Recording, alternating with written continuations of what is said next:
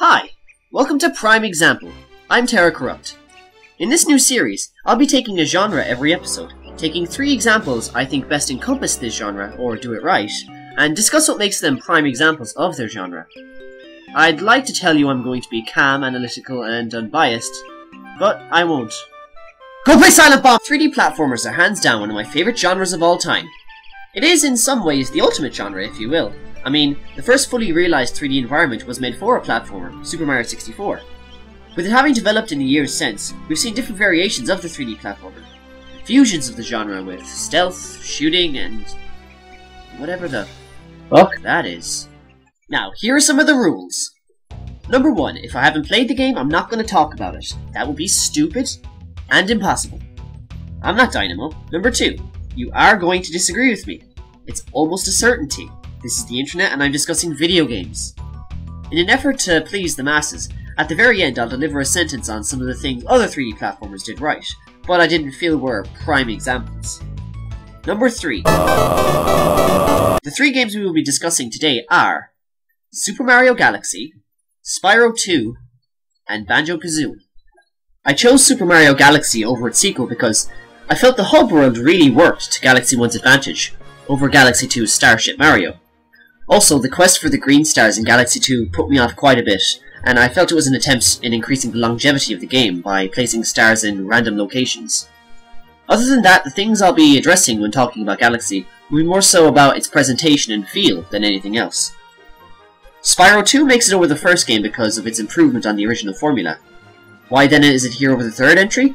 Don't get me wrong, Spyro 3 is amazing. There's just one issue I have with it. Multiple playable characters. I play a Spyro game for Spyro. And why Kazooie over Tooie? Or Nuts and Bolts? Well, I haven't played Tooie, and lol, Nuts and Bolts. When I think of a 3D platformer, one of the things that should be a given is the level design. In this respect, all 3 of these games achieve fantastic level design that has inspired and will inspire designers for years to come. Galaxy took everything that was central to the Mario series and fused it with one massive new feature: gravity. I don't think we take the time to appreciate how much gravity drastically increases the player experience in terms of level design, puzzle solving, and precise platforming. Playing with the laws of gravity was one of the funnest things about Galaxy for me anyway. The best thing about it is, it never became the game. The game never went, "Hey there, here's gravity, appreciate it," because that wasn't Nintendo's main focus. Nintendo's focus was on the tried and tested level design it had always been known for. The gravity itself was amazing, but it was a tool, not a replacement. Spyro 2 is a game very close to my childhood. I got this game Christmas of 1999, and I was engrossed. Now, as a game designer in training, I can really appreciate how good this game really is. Spyro 2's biggest strength is in its exploration, I believe. The hub worlds are not completely opened up to you at the beginning, instead requiring you to have learned new moves to fully explore them. The same goes for the levels. You'll often find yourself coming back to levels already completed to get a new orb with a new move. If you're like me, you weren't satisfied until you got every orb, every gem, and explored every level until you knew it like the back of your hand. It handled collecting items really well, and didn't overcomplicate it unlike other games I know of. Speaking of collecting, I think this is a good place to mention the banjo. Come to think of it, Spyro 2 and Banjo-Kazooie have a lot in common.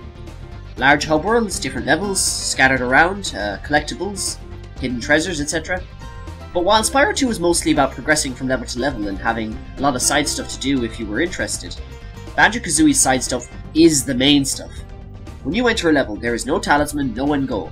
All there is 100 notes, 10 jiggies, 5 jingos, and 2 honeycomb pieces. Collecting is the name of the game.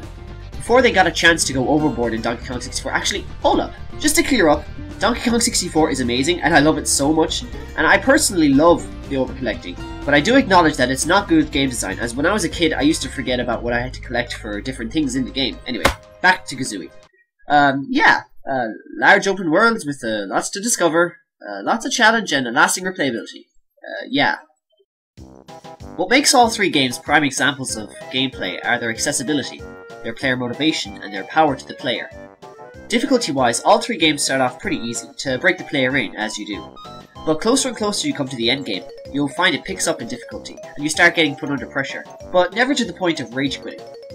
Then the real difficulty comes in getting everything in the game for the hardcore players. I think this clip sums up everything.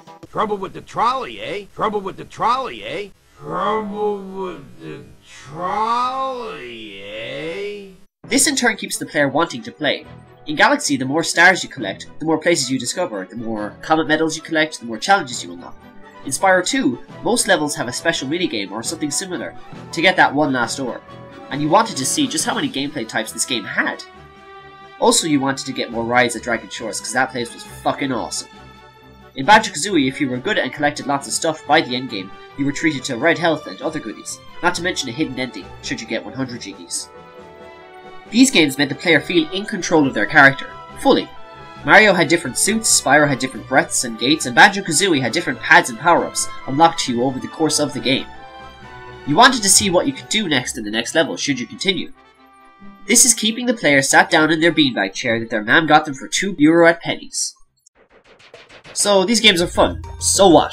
Shitting in the bathtub is fun, but it's not pretty. Well, luckily for us, these games are very pretty indeed. What makes Mario Galaxy for me is the presentation. Galaxy just might be the most gorgeous game on the Wii visually. It runs at a smooth frame rate constantly, never breaking the immersion. It's nice to know that a decent colour palette still exists in modern games, and playing through, say, Gusty Garden Galaxy is just a feast for the eyes. While discussing Gusty Garden Galaxy, I think that's a good way to discuss the music of Galaxy. Quite possibly the best soundtrack in any game ever. That's a pretty bold statement, but it's hard to argue against a full orchestra of epic tunes.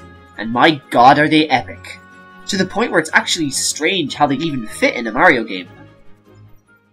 While Spyro 2 has a nice style, I think its real charm is in its characters and NPCs throughout the world, and the worlds themselves. Always different and often encompassing a theme or setting. Spyro's music, on the other hand, composed by the legendary Stuart Copeland, is to die for. The most striking thing about Spyro's OST is its uniqueness. You can almost pinpoint instantly hearing that music, that it's from Spyro. The music is never heavily melodic and teeters on the border of ambience at some points. That being said, I still play the soundtrack in the background when I'm playing WoW. Banjo takes the best part of Spyro 2's worldview and Galaxy's memorable music. Kazooie's worlds are also based off different settings, be it a beach, a haunted house, or fucking Jolly Roger Banks! Grant Kirkhope really achieved a memorable soundtrack in this game, even madly so. I still find it hard to get some of the music from this game out of my head while walking down the road.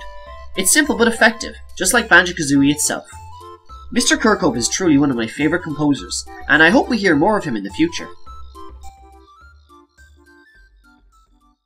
Now there's one thing that all three games have in common. A simple story.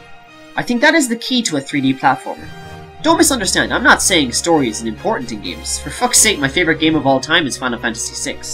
I'm merely saying that a simple story means that gameplay is the main focus of the game. In none of these games are you whisked off for a cutscene in mid-play every 5 seconds, as it doesn't need it. All of the game's stories can be briefly summed up in, there's a bad guy, go stop him. They don't need much more than that. No fucking JJJ Abrams needed, no smoke monster, go play Silent Bob! Overall, if you're thinking of making a 3D platformer, I think that these 3 games would provide a good case study on how to get started at least. Sure, do things differently, that's the point. But don't forget some of the key gameplay mechanics and tropes that truly make a good 3D platformer. The genre hasn't been seen very much these days, and that's a real pity. I still think that there's a lot of room for innovation and exploration of how far we can push the genre. I anticipate the day when 3D platformers will see a revival, a la the fighting game revival. Until then, here's a few games I didn't mention that did do cool things as well. The Sly Cooper series, 3D platformer with stealth, awesomely executed. Didn't like the flood of characters in Sly 3. Ratchet & Clank series, insane shooting with a steep difficulty? Yes please. Jak 2, 3D platforming meets Grand Theft Auto, best idea ever. Humor ain't bad either. Sonic Adventure, fast action and fun gameplay that unfortunately aged badly. Crash Bandicoot, simple, fun, hard, and my childhood. Psychonauts, great style and ingenious level design, or so I've heard, I've still yet to finish this game. Rayman 2, a great example of a linear level-based 3D platformer. Conker's Bad Fur Day, do I even need to explain myself? Croc, Legend of the Gobbos, 3D platformer with tank controls?